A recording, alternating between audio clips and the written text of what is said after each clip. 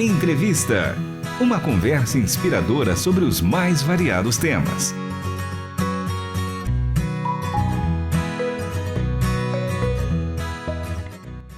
Você que está apenas nos ouvindo pelo aplicativo, venha nos assistir também pelo site rtmbrasil.org.br, porque hoje, Cacá Rodrigues, a gente tem, ao mesmo tempo que a satisfação, coração apertado, né, de receber aqui mais uma vez o Anatoly Chmielkowski e nosso querido Luiz Saião, que já é da casa, idealizador do Rota 66, apresentador, pastor da Igreja Batista das Nações Unidas, entre tantos outros movimentos, né, que ele está à frente, como autor de inúmeros livros aqui da casa também. Mas que bom recebê-los. Pena que numa condição como essa, né? Eu lembro que há 2 anos atrás, no comecinho da guerra, em fevereiro, a gente estava junto numa entrevista, né, Anatoly? E que pena que a guerra na Ucrânia continua. Mas que bom poder receber você, porque nesse mar de informações que a gente tem, onde há guerra de informações e onde as pessoas são levadas para todos os ventos de ideologia, a gente poder ter uma visão clara, cristã sobre o que está acontecendo, isso é extremamente importante. Então, obrigada pela tua presença aqui. Muito obrigado, para mim é um grande prazer. Добрый день, слава Исусу Христу. Muito bom dia e glória a Jesus Cristo, como se cumprimenta na Ucrânia.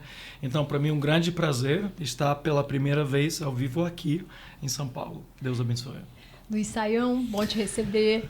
Um prazer muito grande, Renata, Cacá e também o nosso amigo Anatoly aqui. De fato, nós precisamos, como dizem os ucranianos, de mir, né, que é paz, mas a coisa está difícil. Então vamos estar conversando aqui, orando e que Deus nos abençoe e que o povo cristão do Brasil esteja conosco em oração. E para a gente, eu estava relembrando a sua participação há 2 anos atrás. Inclusive o professor Luiz Saião participou levando uma informação, escrevendo ali, né, no chat do YouTube, durante o seu bate-papo com a Renata, e ele falou que é para chorar, né, da situação da Ucrânia, da guerra. Já se passaram 2 anos, né? Como é que está a situação atual? Porque a gente tem tanta informação desencontrada, a gente não dá para confiar em algumas fontes.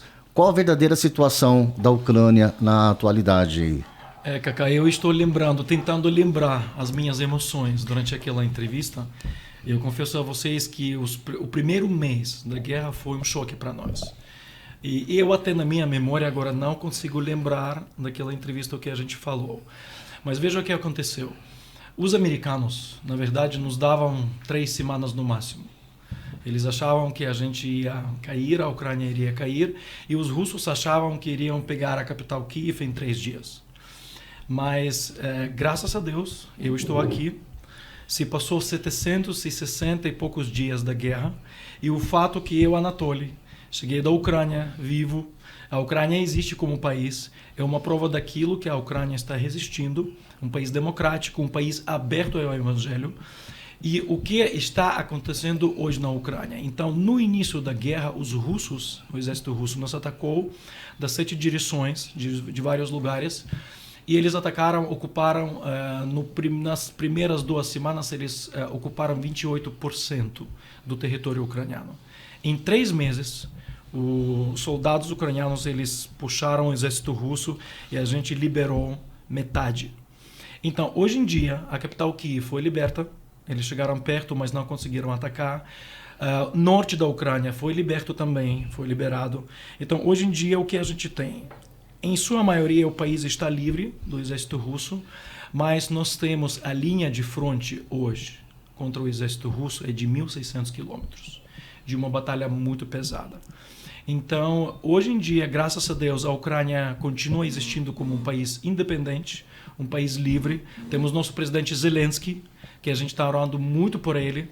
A gente tem todo o governo funcionando, a economia, graças a Deus, até voltou a crescer. No primeiro mês, a nossa economia caiu perto de 30%, que foi muito difícil.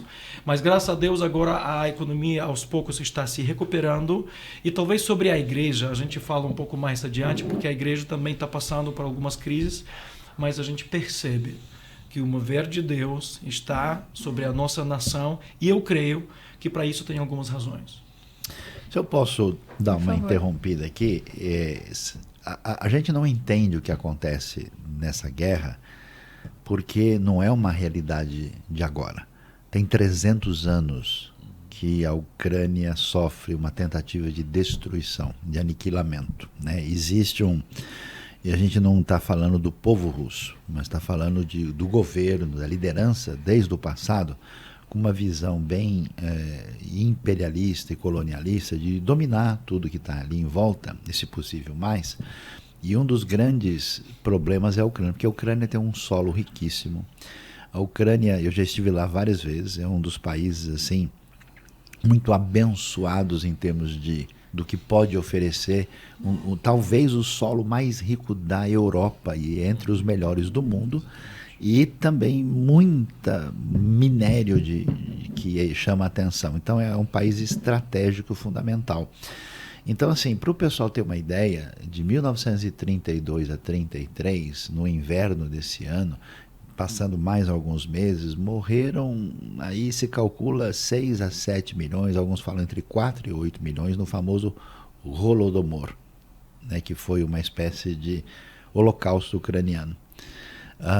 Isso foi causado na época de Stalin, né? Tem um filme, ele está ou não sei se está no Netflix ou no Prime, chamado A Sombra de Stalin. Então, assim, não é que a gente eu estive na Ucrânia há 7, 8 anos atrás, junto com o Anatoly, a gente estava numa igreja lá em Lviv e de repente eu vejo um cidadão ali, ele fala, isso aqui é um refugiado da guerra, que já estava acontecendo, agora houve um agravamento maior, né?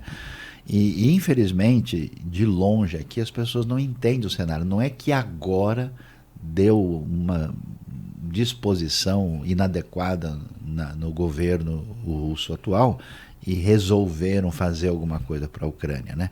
Inclusive aqui no Ocidente, às vezes a gente ouve um negócio como se fosse uma coisa de dois lados, assim, como se estivesse falando, né, é um jogo, é Palmeiras e Corinthians, né? O pessoal realmente está fora da realidade, né? É um negócio absurdo, é um negócio ilegal, é uma ação criminosa, só é sustentada porque o governo russo tem armas poderosíssimas e porque eles fazem parte da liderança mundial. Que a gente ouve falar muito, né, Rê? Aqueles que o governo Putin, ele quer resgatar novamente a União Soviética, ele quer tomar tudo de volta, aquilo que era da União Soviética. Acho que é bem mais do que isso. E por isso que ele está tomando essas decisões, né? Que a vontade dele é que voltasse a União Soviética, que tomasse o poder de tudo. Na verdade, só um momento, é uma coisa interessante. Se você perguntar ao Putin qual é o pior acontecimento do século XX, ele fez isso, ele declarou isso antes da guerra começar. Então, quando ele olha para o século passado, ele não diz que a pior coisa foi a Primeira Guerra Mundial, a Segunda Guerra Mundial. Segundo a ideologia dele, ele diz que a pior coisa foi o colapso da União Soviética. Então, o que isso quer dizer? Ele entende que ele perdeu, como a Rússia, eles perderam o domínio, porque perdendo a Ucrânia, tem que entender aqui, perdendo a Ucrânia, eles perdem a história. Porque a Ucrânia tem história, a cidade de Kiev tem história de 1500 anos. E a cidade de Moscou, 300 anos atrás, era lama. Então, pegando Kiev, estando Kiev com eles têm uma história de 1500 anos. Não tendo Ucrânia com eles têm história de 300 anos. Por isso que tem todo aquele momento imperialista que a gente vive hoje em dia. Infelizmente, os vizinhos não se escolhem. E a nossa geração, justamente agora, está vivendo esse conflito que não foi provocado pelos ucranianos. A gente queria viver uma vida normal. A Ucrânia estava crescendo do ponto de vista econômico, do ponto de vista principalmente espiritual. E como a gente está falando aqui numa rádio cristã, evangélica, então é importante entender que a Ucrânia era um país-chave do ponto de vista missionário para o alcance do mundo de fala russa. Eslava. Porque a Ucrânia tem a igreja mais forte, a Ucrânia tem mais igrejas, número de crentes é um dos maiores, número de batistas na Europa. Talvez a gente está mais ou menos com o mesmo número como o Reino Unido. Então a Ucrânia é um país chave para isso. E agora veja o que o soldado russo faz. Quando o soldado russo chega a uma cidade ucraniana, ocupa, a cidade ucraniana, a primeira coisa que eles fazem, eles fecham todos os templos evangélicos. Eles confiscam todos os templos evangélicos e botam lá um quartel dos soldados. E a segunda coisa que eles fazem, eles criam um lugar de tortura, querendo quebrar os ucranianos. Então, é muito importante entender que a Ucrânia é um país-chave para o alcance da Europa. Se a Ucrânia perder a guerra, então isso vai mexer muito com a aura missionária na Europa. A Igreja Batista de Lviv, que eu estava mencionando aqui, que a gente esteve, foi uma igreja evangélica que foi tomada pelo governo comunista, fechada e serviu exatamente de depósito para eles. Açúcar, depósito de açúcar, né, pois pastor?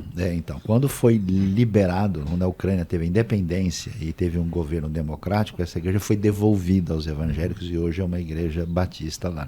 Então, assim, as pessoas que veem as coisas de longe e nunca estiveram no lugar, eles têm às vezes opiniões fortes, mas elas simplesmente não se baseiam na realidade, né? E é lamentável, isso que o Anatoly falou, vocês não fazem ideia do impacto e do poder missionário da igreja ucraniana de alcançar lugares que, eu vou dizer assim, quase que não entra ninguém. Por causa desse ambiente do mundo eslavo, o mundo da Europa Oriental, tem uma situação muito peculiar e diferente, né? E eu não falo isso eu vi isso com os meus olhos, a gente está em sintonia com isso, né? Então, que Deus os ajude aí, e Anatoly, apesar disso, tem coisas impressionantes e maravilhosas aí que vem. Pastor Sayão, só para confirmar uma coisa, veja o que Deus fazia com a Ucrânia. Quando houve o colapso da União Soviética, a União Soviética era um país ateu. Então, durante 70 anos, a gente vivia num contexto onde não se falava sobre Deus, onde se dizia que a igreja, a religião é para as pessoas velhas. Eu nasci na União Soviética. Eu cresci numa escola, eu estudei numa escola soviética, então eu lembro muito bem, quando chegando na escola e a professora me perguntava, seus pais são batistas? Sim. Eu respondia, era o único aluno, eu e meu irmão, para toda a escola de 1000 alunos, nós éramos crentes. Então o pessoal olhava para nós, pensando que é uma coisa arcaica, sabe? E até eles pensavam que os pais batistas sacrificam seus filhos para a morte. Então, isso foi a propaganda que dizia. Então, quando eu chegava na escola, todo magrinho, 7 anos, aí as professoras perguntavam se eu tenho comer em casa, algumas coisas assim, porque queriam tirar as crianças de um lar evangélico, de um lar cristão, pensando que o comunismo é aquela coisa ideal, sabe? Mas o que a gente entende, o que a gente percebe, que a Ucrânia até naquela época tinha uma igreja mais forte, a igreja estava crescendo, e o que eu queria dizer é que em 91, quando teve o colapso da União Soviética, sem nenhum plano de uma missão, nenhuma igreja, Deus levantou as igrejas ucranianas e a Ucrânia enviou somente para a Rússia perto de 1.000 missionários. Então, muitos ucranianos foram, depois da Sibéria, naqueles lugares, pregando o evangelho. Então, a Ucrânia, de fato, é um país muito chave, muito importante para a pregação do evangelho nesse mundo eslavo, e não somente eslavo. E, Anatoly, você começou contando, né, que você nem lembra o que a gente tratou naquela primeira entrevista, porque tinha acabado de eclodir tudo, né? Mas eu lembro muito bem uma frase que você me falou e eu penso quanto ela é verdadeira. Você disse, não tem nenhum curso de teologia que te prepare para um momento como esse. E hoje você está aqui, 2 anos depois, e você acabou de me contar que em breve você volta para a Ucrânia. Eu lembrei muito de Bonhoeffer, porque ele poderia sair ali da guerra, da Segunda Guerra Mundial, mas ele escolhe ficar para fazer a diferença, para viver aquele momento. O que esses 2 anos de guerra têm te ensinado sobre o Evangelho, sobre a graça de Deus, sobre o amor dele? Olha, Renata, você assim, tocou no ponto principal, porque a primeira coisa que eu pensei quando a guerra começou, eu não fui preparado para uma guerra. Será que existe uma eternidade teológica, uma universidade que prepara para uma guerra? É uma coisa que a gente não foi criado para isso. Mas veja, onde tem uma escuridão, a luz brilha mais forte. E essa luz não é por causa da igreja, não por causa das pessoas, mas por causa da graça de Cristo. E, na verdade, 2 anos se passando, a gente se recuperou, graças a Deus, do ponto de vista emocional. Primeiros 3 meses foram super, super difíceis. Eu, sendo começo meu porte, eu perdi 5 quilos. Assim, porque de tantas viagens que a gente fazia, ajudando os refugiados, a gente saiu primeiro para a Polônia, depois servimos aos refugiados na Alemanha, porque a Alemanha recebeu cerca de 1 milhão de refugiados. A Polônia recebeu cerca de 1,5 milhão de refugiados. Então havia muito trabalho. Mas agora, passando 2 anos, a gente percebe que, olha, nós podemos perder o controle das nossas vidas. Mas, no comando celestial, nunca acontece uma situação inesperada. Deus nunca perdeu o controle. Porque no meio de todo aquele caos que a gente viveu, a gente percebeu o mover de Deus muito forte, principalmente da igreja. Muitas pessoas que nunca entravam numa igreja, que nunca abriam uma Bíblia, hoje em dia estão buscando a Deus. Então o fato que a Ucrânia resistiu, que a Ucrânia não caiu, para nós, ucranianos, é uma prova que Deus ainda tem um plano para o povo ucraniano. Tem um plano para a igreja ucraniana. Então, ainda tem essas coisas. Então, hoje em dia, a vida na Ucrânia se recuperou. Se você chegar hoje, por exemplo, na cidade de Lviv, onde a gente mora, o comércio está aberto, os bancos estão funcionando. Rádio, seus colegas na cidade de Kiev, da Transmundial, está funcionando. Eles agora entraram na internet. Estão fazendo coisa muito, muito boa. Então, a gente continua vivendo. A gente entendeu 2 coisas básicas que eu sempre falo aqui. O que a gente aprendeu sobre a guerra? Sobre a fraqueza do homem e a grandeza de Deus. Deus nunca perde o controle. Só que eu gosto muito da frase de Tolkien, aquele que escreveu o Senhor dos Anéis, que a gente não escolha o momento da história para viver, mas a gente escolha como a gente vai viver no momento que a história nos escolheu. Então, a reação da igreja ucraniana tem sido muito forte. E para mim, Renato, como você falou, o Dietrich Bonhoeffer é o cara que eu leio agora os seus livros, leio a sua biografia, porque como ele se comportou é muito forte. Ele preferiu estar ao lado do seu povo. E talvez a gente, passando 6 meses entre a Polônia e a Alemanha, nós com família tomamos uma decisão a voltar. Por quê? Porque eu não queria estar fora da história que Deus estava escrevendo. Eu queria estar na história que Deus escreve como nosso povo. Embora nós temos filhos pequenos, a gente sempre pensou sobre a segurança das crianças, mas uma palavra de conforto que Deus me deu foi o seguinte: quem dá conforto para você não é o lugar onde você está, mas a pessoa que está ao seu lado. E se Deus decidir tirar um anjo da sua vida e você está naquele lugar, naquele momento na cidade de Mônaco, por exemplo, na França ou na Suíça, nos lugares talvez de primeiro mundo, se Deus decidir tirar o seu anjo e ele vai tirar a sua vida, beleza. Então, quem dá garantia para nós é como no livro de Daniel, 3 amigos dele, lembram? Eles entraram num forno, mas por causa não do fogo, mas por causa da presença de Deus, isso fez a diferença. Então, a gente tem a garantia da presença de Cristo. E isso tranquiliza a gente. Por isso estamos na Ucrânia, por isso amanhã a gente vai voltar para a Ucrânia, porque lá tem nosso povo, lá tem as nossas igrejas, lá tem nossos amigos, nossos vizinhos.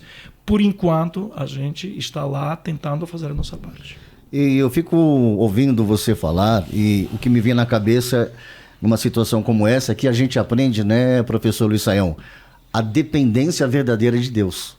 Porque quando a gente está no momento que nem nós estamos no Brasil, que não tem problema nenhum dessa situação, a igreja parece que ela fica meio esparsa assim, nessa situação. E quando você está numa situação em que você está sendo provado, que você está tendo uma dificuldade, aí que a gente sente a força da igreja, dos fiéis e principalmente dessa questão, eu dependo de Deus, a minha vida está nas mãos de Deus. E somente uma situação dessa faz com que cristãos fortes realmente resistam e façam a igreja crescer, né?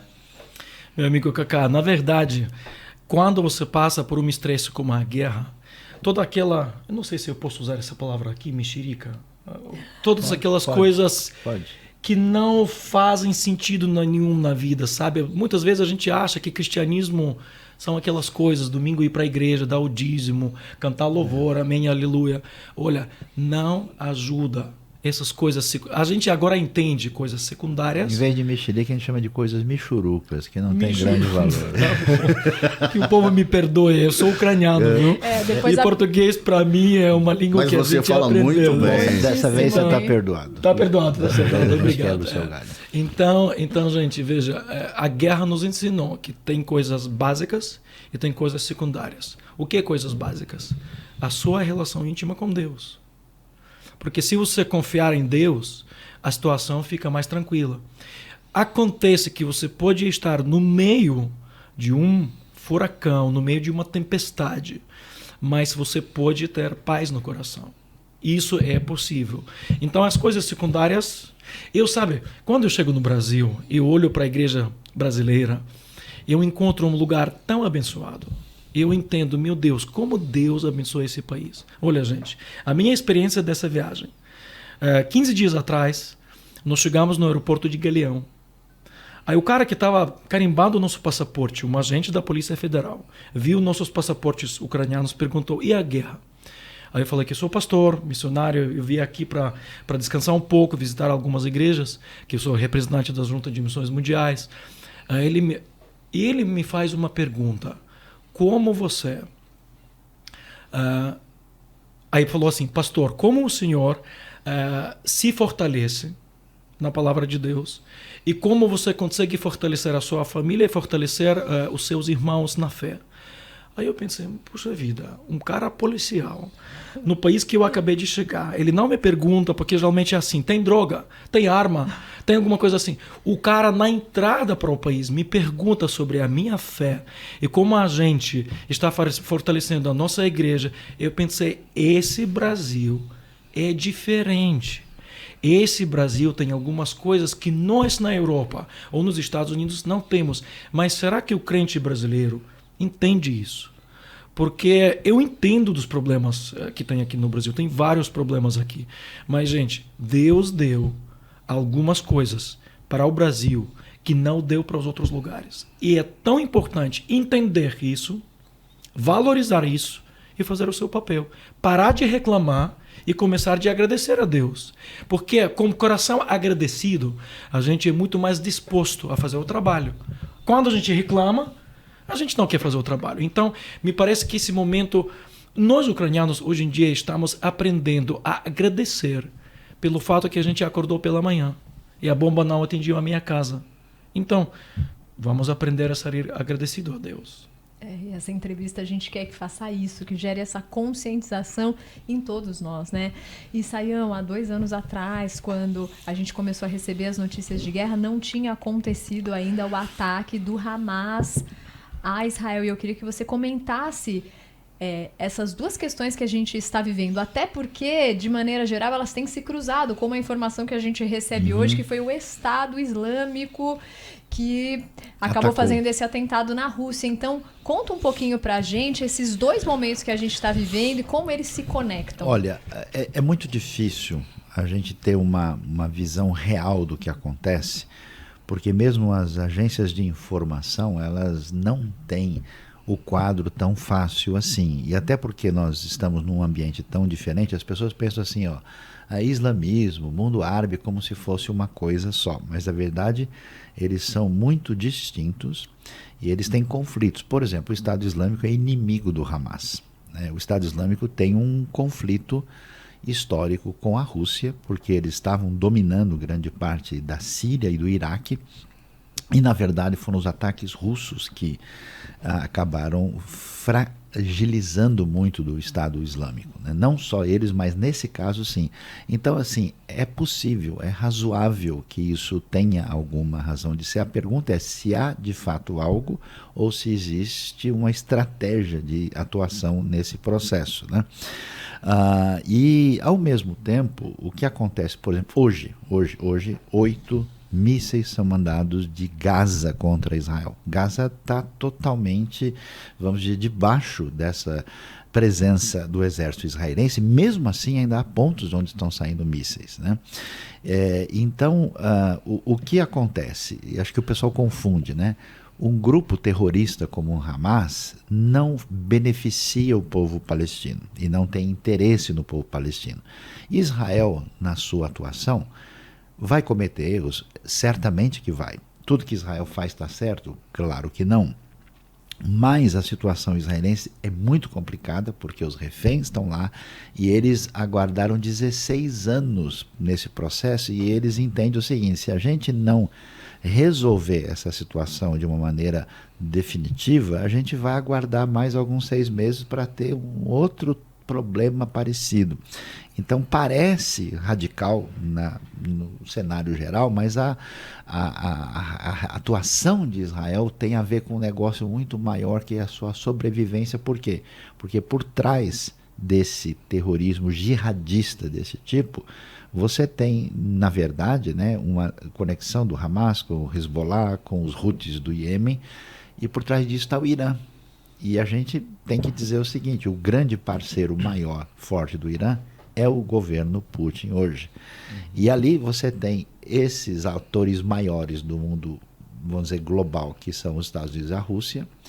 Tem os atores menores ali, que envolve gente como Turquia, Arábia Saudita e também o Irã, e a situação que é o que você vê que está passando no filme. Mas tem um cenário, tanto é que os Estados Unidos fez uma proposta que eu achei muito razoável, nem sempre é o que acontece, de fazer um cessar-fogo, olhando os dois lados da situação. Esse cessar-fogo foi bloqueado pela Rússia e pela China, o que estavam tão preocupados com o sofrimento de Gaza. Como assim, né? Então, é um processo muito complicado que tem a ver com a questão de poder, tem a questão de outros elementos, e nesse sentido, hoje, eu acho análogo que tanto Ucrânia quanto Israel, nesse cenário dessa proposta de ampliação de domínio que envolve, né, a perspectiva do Putin, são ambientes indesejáveis que ele pretende controlar. Eu queria só dar uma palavrinha interessante, porque é muito curioso, né, o que o Anatoly falou, e é uma coisa, um recado para a igreja brasileira. Às vezes, o bem-estar e a prosperidade são inimigos piores do que a adversidade, porque parece que, mediante a adversidade, a gente consegue enxergar mais claramente a verdade. Quando eu estive na Ucrânia, eu visitei de perto tanto monumentos que lembravam da catástrofe nazista. Se a gente entender que você tem um poder histórico, econômico e militar, como foi a Alemanha e a Rússia, quem está no meio? Polônia e Ucrânia. Então, que esses dois povos sofreram nessas últimas décadas em função desses históricos de poderes imperialistas que queriam dominar todo mundo, é um negócio que a gente não entende. Então, quando eu fui lá e vi o monumento das vítimas do nazismo, né, que envolveu especialmente os judeus, né, não somente, mas especialmente, e também as vítimas do comunismo, o que significou o Gulag e outras coisas mais. Então você vê o que são as forças assustadoras do totalitarismo. E eu acho que o ser humano, quando ele se esquece que só Deus é o Senhor, surge um vazio assustador que alguém quer tomar esse lugar. E quando isso acontece, o ser humano perde o valor de maneira completa. Então, esse histórico sofrido, por mais terrível que seja, ele nos lembra da crucificação. É a chance do ser humano acordar, né, desse desejo, né? Eu vou falar uma heresia brava aqui agora, como diria a música do Tears for Fears, Everybody wants to rule the world, né? Todo mundo quer dominar o mundo. Então, nessa hora, isso cai. E aí a pessoa tem a chance, de fato, de abrir o coração para a palavra de Deus e encontrar o seu lugar no mundo diante do Criador e diante do próximo, né? Então, a gente precisa prestar atenção nisso. Deus tem dado várias chances, né? O Covid como um chacoalhão, alguns perceberam, outros não, todas essas questões de guerra, né? Mas eu achei muito interessante, Sayão, você como uma pessoa apaixonada por Israel, você tem, e é muito importante que as pessoas reconheçam, esse senso crítico de a gente conseguir separar as coisas. Olha, nem tudo que está sendo feito Renata, há anos, a gente, numa proposta muito diferente, tem ajudado crianças na faixa de Gaza. Patrocinado. Então o pessoal diz, Sayão, você gosta de Israel, então você é contra. Isso é maluco. De onde você tirou isso? Você é um ser humano, você quer que interessa. Eu quero que Deus abençoe palestinos, árabes, que eu tenho inclusive muitos amigos entre eles, e os judeus. Deus não nos chamou para amar um e não gostar do outro. Eu fico impressionado com o Anatoly e outros ucranianos, diante de uma situação dessa, são capazes, numa dificuldade, de pedir que Deus tenha misericórdia do povo russo também. Ninguém aqui está querendo dizer que esse povo é isso ou é aquilo, não. Eles estão debaixo de uma orientação perversa e podem se envolver perversamente nisso. Mas a nossa oração é que Deus abençoe Israel e o povo judeu e os palestinos de verdade, sem ficar à mercê de nem outros interesses de outra natureza que, né? Um amigo meu falou assim, quem está ajudando você lá para ajudar as crianças de Gaza é o Sayão. Não, impossível, o Sayão é judeu. Então, se ele está amigo de Israel, não pode ajudar a Gaza. Eu falei, que isso, né? Aí eu falo, eu sou judeu, ajuda eu, ajuda o outro, ajuda todo mundo. Judeu aqui, ajuda nós, vamos ajudar todo mundo. Ajudar todo mundo. Que o que dá dó é que não há dos dois lados esse senso crítico sobre a gente conhecer, gostar, saber a história, se envolver emocionalmente, mas conseguir pontuar o que está certo e o que está errado. A gente conseguiu trazer uma família de Gaza. Que coisa linda. Ele está aqui. Inclusive, um mês atrás estava na nossa igreja, estamos apoiando. Tiramos famílias do Afeganistão. Apoiamos a Ucrânia muitas vezes e todo o pessoal ali em volta, né? Quer dizer, a gente calado já está errado. Então, que Deus nos leve, né, a fazer aquilo que nos foi ordenado. Não pode faltar a rima. Me vem na cabeça, ama o teu próximo como a ti mesmo, né? Sim. Então, esse amor verdadeiro, esse amor de Cristo que o pastor, o Anatoly, traz para a gente como exemplo. O senhor falou do crescimento de pessoas procurando a igreja. Como é que a igreja tem trabalhado no local, né? Quais são as ações que a igreja tem feito, pastor? Vai depender da necessidade. Primeiros 3 meses, a grande necessidade foi servir aos refugiados. Porque, pelos números que nós sabemos, quando a guerra começou, nós tivemos 15 milhões de refugiados. É 1/3 do país. Então, é a pior crise no continente europeu depois da Segunda Guerra Mundial. Então, a quantidade de refugiados que foram da parte central da Ucrânia para a parte ocidental foi tremenda. As igrejas na cidade de Lviv, a gente estava esperando dezenas de refugiados, mas vieram milhares. Vieram milhões. Então, primeiros 3 meses foi serviço para os refugiados. Comida, alimentação, todas essas coisas. E a gente se virou motorista. As nossas casas, 30 pessoas poderiam dormir num apartamento. Então, nos primeiros 3 meses foi questão básicas. Alimentação, comida, transporte. A gente pegava refugiados da cidade de Kiev, levava para a parte ocidental. Hoje em dia a situação já mudou, porque como a linha de fronte foi puxada mais para o leste da Ucrânia, então hoje em dia as necessidades são diferentes. Por exemplo, a grande necessidade hoje em dia são as crianças. As crianças são traumatizadas. Se as crianças vieram da linha de fronte, precisa de uma ajuda psicológica. A resposta, como a Junta de Missões Mundiais, como os nossos alguns parceiros que a gente faz, foi, por exemplo, levar a paz como os pés. Sabendo que o Brasil conhece um pouquinho sobre de futebol, então alguns nossos colegas vieram para a Ucrânia, a gente começou a fazer acampamentos de futebol. Então futebol é uma terapia já em si. Então o nosso sonho agora é criar pelo menos 25 escolas de futebol em todos os estados da Ucrânia. E graças a Deus esse trabalho já foi para frente, nós já temos alguns planos. Então hoje em dia o que a igreja faz, trabalha com as crianças. Segunda coisa que é muito séria agora na Ucrânia são as viúvas. Infelizmente, o número de viúvas está crescendo. A Ucrânia não publica os números de mortos, soldados ucranianos. É um número sigiloso. Provavelmente, a gente vai saber de todos os números no final da guerra. Quando a guerra, se Deus quiser terminar, eu creio que esse momento vai chegar. Mas, onde a gente mora na cidade de Lviv, o Sayão e alguns amigos meus brasileiros já estão no nosso apartamento, a gente mora ao lado do cemitério. Eu vejo todos os dias, sepultamentos dos soldados. E a gente percebe que agora a grande quantidade de mortos, mais ou menos se calcula um soldado morto ucraniano, 6 soldados mortos russos. 1 por 6. Essa é mais ou menos a estatística. A estatística oficial que nós temos dos mortos soldados russos é cerca de 500 mil de pessoas russos. Então esse é o número mais ou menos oficial. Mas as viúvas hoje em dia, por exemplo, a Igreja Batista Central, que é a nossa parceira da cidade de Lviv, ela começou a trabalhar com as viúvas. Nós temos ali 100 viúvas. 90% dessas viúvas estão abaixo de 30 anos. Então, outro desafio, trabalho com as viúvas. Então, a gente também faz esse trabalho. Mais um desafio, traumas. Se calcula, nós convidamos o Israel para participar conosco, porque Israel já vive, né, nesse cenário de guerra há 70 anos, né, pastor? Sim. 70 anos. Então, nós convidamos psicólogos israelenses. Como lidar com essa questão de guerra. E eles já falaram que nós vamos precisar, no mínimo, de 20 anos para recuperar a população ucraniana. Se diz hoje, pela estatística, que a primeira-dama da Ucrânia, Olena Zelenska, ela está cuidando dessa parte de saúde emocional, que mais ou menos 15 milhões de ucranianos precisam de uma ajuda psicológica.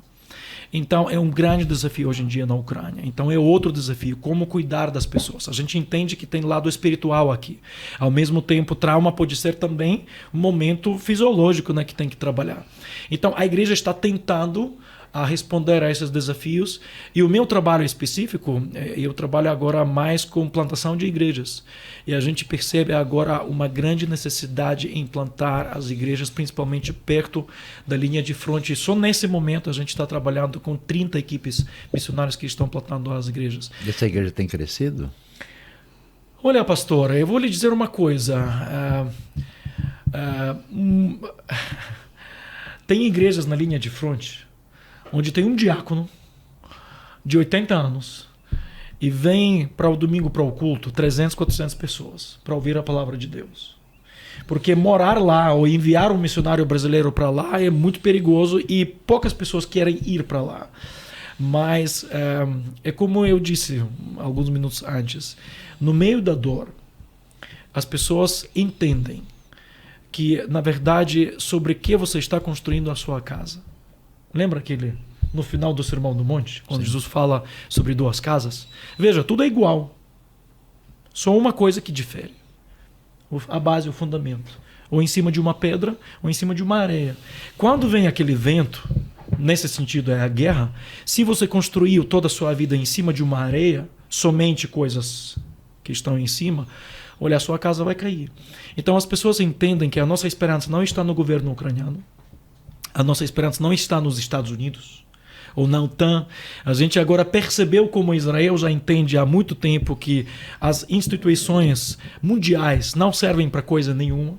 Nós já entendemos isso. Eu sei que talvez alguém não vai gostar disso, mas é verdade. Não ajudam em coisa nenhuma. Então, texto bíblico no Antigo Testamento diz assim: maldito é o homem que confia no outro homem, mas bem-aventurado aquele que confia no Senhor. Isso provoca uma busca muito séria por Deus. É um lado, mas tem outro lado. Tem muita gente que está reclamando com Deus na Ucrânia, porque perdeu papai, perdeu esposa, perdeu esposo. Onde estava Deus quando meu filho morreu? Então, na verdade, a gente vive um momento muito difícil na nossa história. Mas a gente percebe, talvez essa frase que fala no meu coração muito profundo: na escuridão, a luz brilha mais forte. Embora eu tenha reconhecido que o preço que o povo ucraniano paga hoje em dia é muito alto. E todos os ucranianos, quando levantam pela manhã, eles perguntam: até quando, Senhor? Quando vai parar isso? E para piorar, a gente não sabe a resposta. Mas para melhorar, nós temos a garantia da presença de Cristo todo dia na nossa vida. Posso fazer uma pergunta meio Claro. que final para ele? O Anatoly é fruto muito do trabalho missionário brasileiro. Muitos anos atrás, né, o nosso saudoso Valdemiro Timchak esteve lá quando a União Soviética caiu. Eles eram jovens, vieram estudar no Brasil, por isso que o português dele é tão bom. E ele me disse uma vez uma coisa interessante, que ele falava: eu vi os missionários estrangeiros, e eu falava: eu entendi, mas isso nunca mexeu comigo. Quando ele viu a paixão missionária da igreja brasileira fez diferença. E eu, quando estive na Ucrânia, eu vi esse negócio forte lá e tem uma participação. Anatoly, o que mexeu com a sua cabeça quando você viu isso? Só pra gente... Veja, pastor, o meu histórico. Eu nasci na União Soviética. Eu nasci na Ucrânia, sou ucraniano, mas eu na União Soviética. Então, em 91, quando teve o colapso da União Soviética, primeiros missionários que vieram para a Ucrânia, para evangelizar a Ucrânia, foram pessoal do Ocidente. Alemães, Suíça, Suécia, Estados Unidos. E quando a gente via um missionário estrangeiro, a gente pensava assim. Eu estava com 16 anos de idade. Por que eles fazem missões? E a resposta que estava na minha cabeça, porque eles têm dinheiro. Eles têm verba. Países ricos. Graças a Deus eles estão nos ajudando, pregando o evangelho. Mas a motivação, por quê? Porque eles têm condições para fazer missões. Aí Deus pega 2 ucranianos perdidos, Lyubomir Matveev e Anatoly Shmelikovsky, em 98, pela visão da Junta de Missões Mundiais, através do pastor Valdemiro Temchak, leva para o Brasil e leva a gente para a cidade mais ucraniana do Brasil. Qual que é? A cidade mais ucraniana que Deus nos levou para o Brasil foi Recife, Nordeste. Pernambuco. A gente é pernambunhano. A gente é pernambunhano. Então por isso tem esse sotaque meio nordestino. Mas o que nos impactou na igreja brasileira, que a gente viu isso em 98, 99, 2000, que a gente viu através da Junta de Missões Mundiais, através das igrejas batistas brasileiras, o que a gente viu. Nós encontramos uma igreja que não tinha recurso que sobrava. Não tinha muitas condições físicas, materiais. Mas a gente encontrou uma igreja que tinha coração quebrantado perante Cristo Jesus. E quando a gente viu isso, e a gente entendeu a verdadeira motivação para fazer missão, não é tem dinheiro ou não tem dinheiro, mas é o coração quebrantado perante o Senhor. Aí, a partir disso, o Senhor começa a fazer a diferença. E olhando para a Igreja Batista Brasileira, a gente, como Lyubomir, a gente sonhou, olha, nós queremos ver a Ucrânia assim. Nós entendemos que a Ucrânia não é um país rico, mas a gente quer ver uma igreja ucraniana que tem coração quebrantado perante o Senhor. Porque isso vai fazer a diferença. E graças a Deus, o que aconteceu durante a guerra, a gente sempre evangelizava o lado oriental da Ucrânia. Mas Deus levantou os ucranianos para o lado ocidental, porque a Europa se abriu para nós. Muitos ucranianos foram para a Europa. Eu sempre falo esse número. Somente em 2022, Renata, eu ainda não tive esse número no início da guerra. Sim. Somente em 2022. Pelos refugiados ucranianos. Somente na Alemanha foram plantadas mais de 100 congregações. E hoje em dia, na Europa, os ucranianos, Deus está usando a igreja ucraniana para plantar as igrejas na Europa. Então, mexeu conosco o Brasil. Em que sentido? Tinha dinheiro que sobrava? Não. Coração quebrantado. Me parece que aqui está o segredo, tanto para a igreja ucraniana, tanto para a igreja mundial, como para a igreja brasileira. Então não é o dólar que faz missão, é o coração entregue. Dólar é importante, pastor. A gente está aqui, alguém comprou a nossa passagem, sim, alguém colocou a gente no hotel, deu comida, com certeza dinheiro é importante. Mas a verba não está em primeiro lugar. Em primeiro lugar sempre é o seu coração. A verba sempre vai vir. Então, para fechar esse papo, eu gostaria que vocês dois deixassem pra gente como a turma pode se envolver. Você falou dessas famílias que estão sendo resgatadas, mas alguém está sustentando elas aqui no Brasil. Olha, nós estamos totalmente abertos, né? No caso, a própria IBNU, né? E até mesmo a rádio está aqui para isso também. Se você quer ajudar de alguma maneira, né, aquilo que acontece tanto no contexto do Oriente Médio, mas agora principalmente da Ucrânia, a gente tem todos os meios de fazer isso chegar lá. O que a gente precisa efetivamente, né? De que você esteja em oração, porque essa luta é primeiramente espiritual. Se você tiver disposição e desejo de contribuir, pode sim enviar, pode até encaminhar aqui, ou mesmo entrar em contato conosco, a gente encaminha diretamente para as necessidades lá. E quem tem realmente condições, um dia quer fazer alguma coisa como voluntário, né, que tem condições de fazer alguma coisa efetiva, como trabalho com futebol, coisas assim, será bem-vindo, né, ali na Ucrânia para fazer diferença e ver como é que Deus usa os caminhos mais difíceis e misteriosos para ampliar o seu poder de maneira especial. Então, lá no YouTube, quando esse conteúdo subir, que vai posterior aqui a esse papo, a gente vai deixar tudo isso na descrição. E para você que quer saber agora, que está acompanhando a gente ao vivo, é só levantar aqui a mão que a gente já repassa todas essas informações imediatamente. Anatoly, muito obrigada pelo seu tempo com a gente. Que Deus abençoe o teu retorno para lá, que você continue assim, firmado em Cristo, com a tua família, que construiu mesmo o lar sobre a rocha. E a gente espera te encontrar depois em outro contexto para você falar dos frutos que também têm sido colhidos desse tempo difícil, né? E Sayão, muitíssimo obrigada por trazer esse panorama, essa contextualização aqui pra gente, que é tão pertinente e que nos esclarece com uma visão extremamente equilibrada, né? No meio dessa guerra de informações que a gente vive por aqui. Obrigada, e é muito Cacá. legal. Obrigado aqui, o Sayão, obrigado, Anatoly, porque são informações que a gente não tem. Então, trazendo a realidade para o nosso contexto, para o ouvinte da RTM Brasil, eu queria pedir para que Deus o abençoe, pastor, para que você volte em segurança com a sua família, que você continue fazendo esse trabalho maravilhoso que você faz lá na Ucrânia, que você seja canal de bênçãos, que a partir de você, a partir das pessoas que estão ao teu lado, mais igrejas sejam erguidas, mais igrejas sejam plantadas. E para a gente finalizar aqui, eu gostaria que o senhor deixasse uma mensagem, que o senhor fizesse uma mensagem para todos os nossos ouvintes que acompanham a nossa programação. Olha, gente, 2 coisas que eu queria deixar. A primeira coisa, muito obrigado pelo convite. Para mim é um privilégio estar aqui. E a nossa amizade com o professor Sayão é de uma longa data. Eu sou missionário da Junta de Missões Mundiais. E graças a Deus, Deus deu uma equipe de profissionais. E a Junta nos atendeu muito bem, principalmente nos primeiros dias de guerra.